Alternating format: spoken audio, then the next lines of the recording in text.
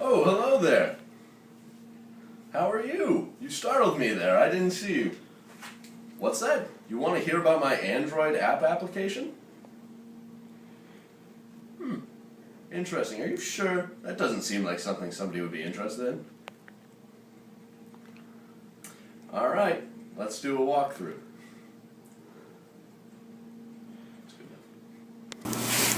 So before we start with a walkthrough of the app, I'd like to take a moment to explain what I originally tried to implement, what I implemented, and a few challenges along the way. So what I was trying to implement originally was a map application that could determine the least costly route and gas cost for a user. This was going to be based off gas prices from different gas stations across the nation.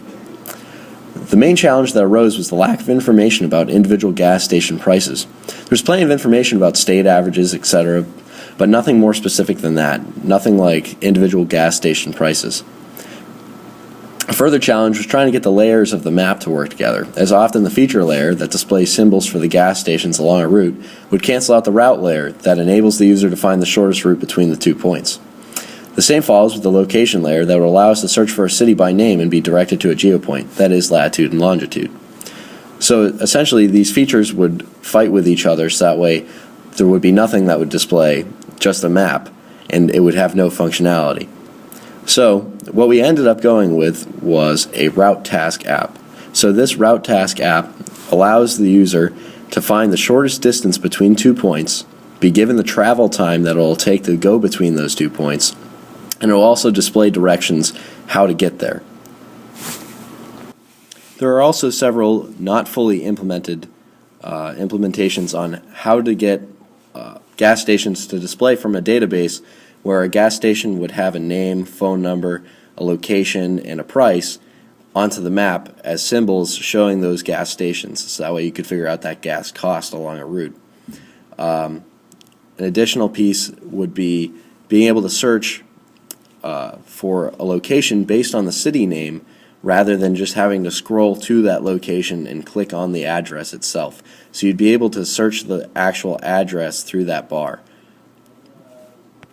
These aren't fully implemented because of those issues between the layers that I spoke of before. Alright, so now that we're through with that, let's start doing the actual walkthrough of the app, the time that everybody's been waiting for, right? So first you're going to start off by clicking the little widget that says Route Task right up in here.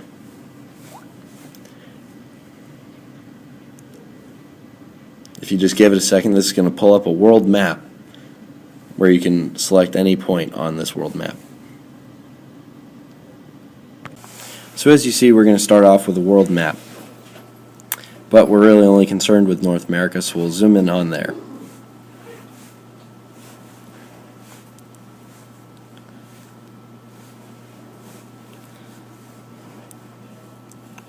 So let's pick a location near us. So here's West Point.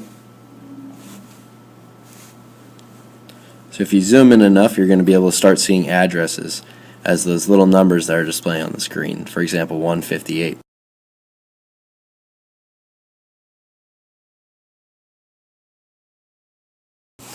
As you can see, it displays our current location here as a nice little red circle. And so we can get directions from there. So let's say we wanted to travel down a little bit down Thayer Road. So we're going to try to go to 599 Thayer Road. There we go. So it occasionally will come up with a null pointer exception, as you saw there, where it can't connect into that network if you've got fat fingers like myself, where essentially you're clicking off the road. So you need to be able to click on that actual address location. So here you can see that short route there, and you can see that it says total time is going to be 0.7 minutes and the length is 0.3 miles.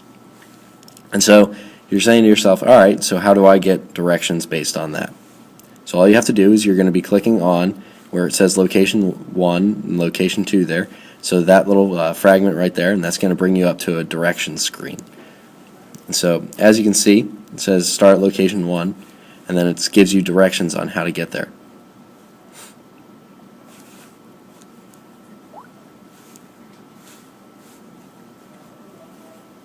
Let's try to do something a little bit more complex with it though.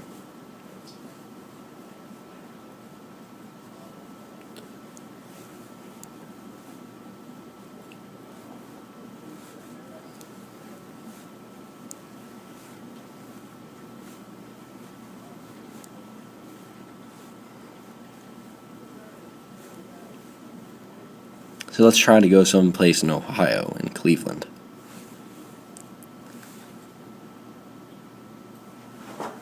It's going to take a moment as it calculates that route because it's a little bit of a calculation for it to figure out the directions.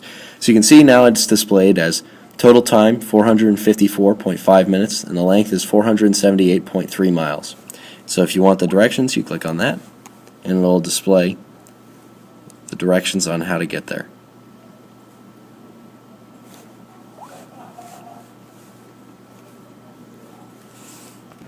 Alright, so now that we've established the fact that the app is working, let's go under the hood and see how it actually works.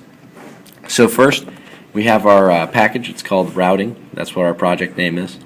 And it's under the package com.mapapp route maker. So first starting off, we have our first activity, which is routing. So as you can see, we instantiate a map view here. We call it map. And so we're going to set up some different layers. We're using ArcGIS mapping, so we have a tile layer, a route layer, and a hidden segments layer. These are going to be what ends up displaying that map for us and does most of the technical bits of how to get those locations. So we're going to set up a route task here and route results also. And so we're going to move down to that on create, and now you can see here how we're setting up this map. We're bringing it in as a map view. We're setting up that layer as we mentioned before. I'll come back to some of that stuff later that's commented out.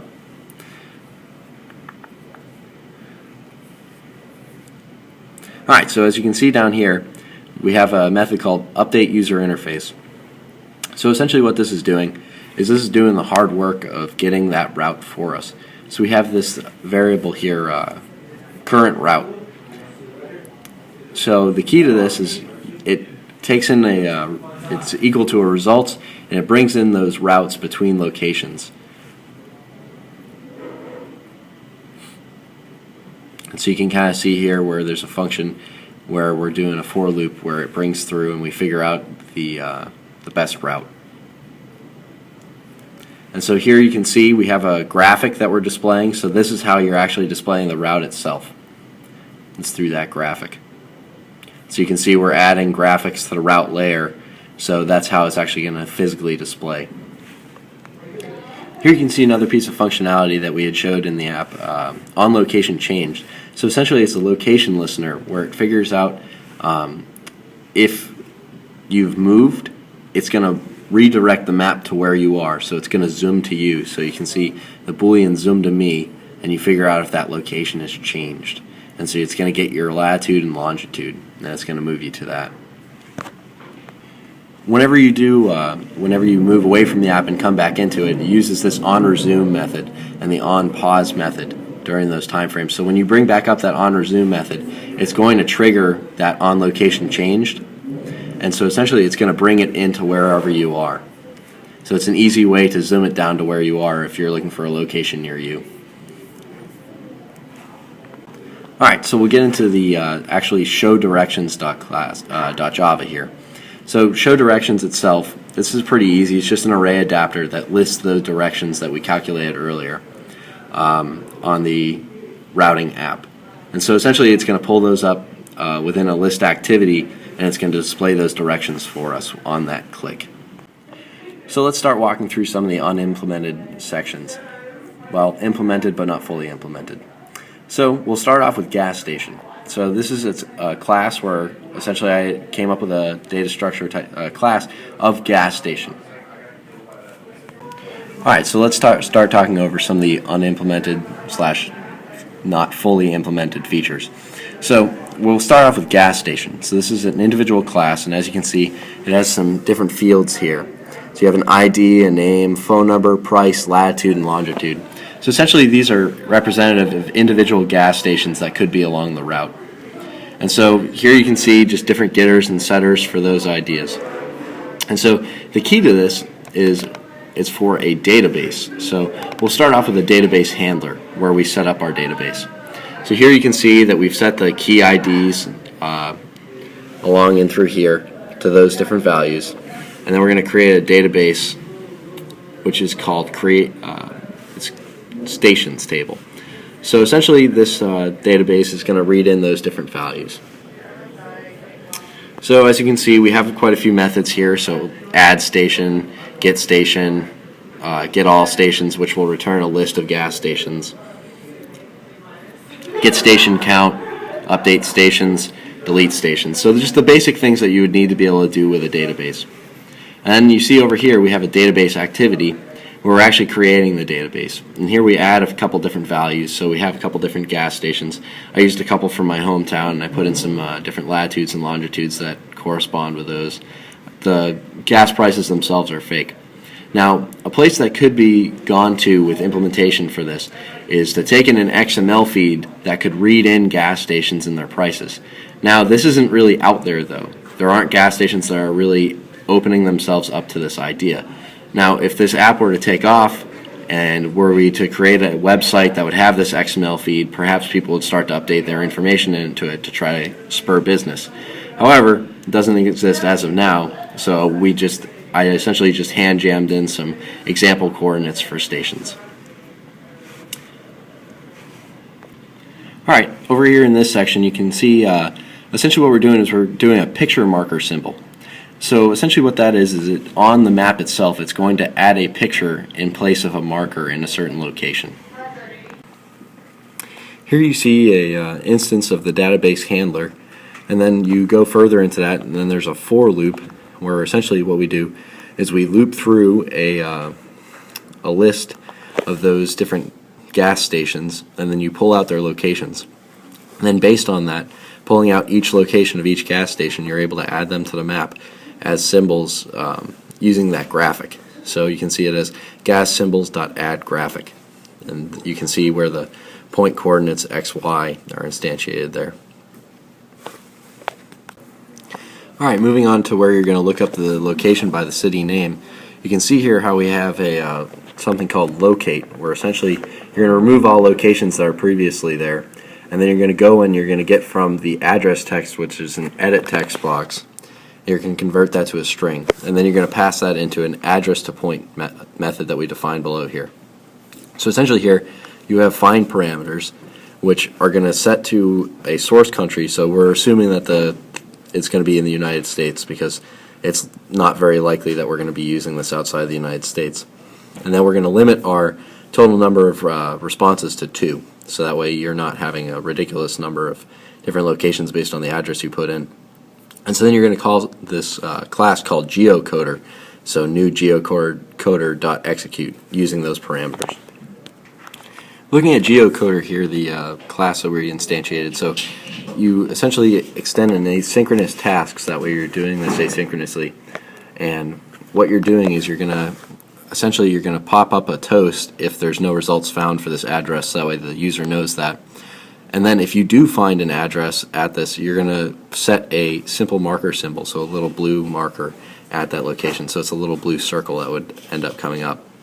And so it's going to add that graphic to that location, and then it's going to pull you to that location, as you can see with the map zoom to resolution.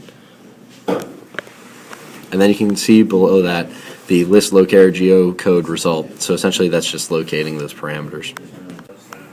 The important thing to note here is you can see where this map is pulled in from a website. Essentially it's an ArcGIS website that pulls in that world map, and so it pulls in a street map.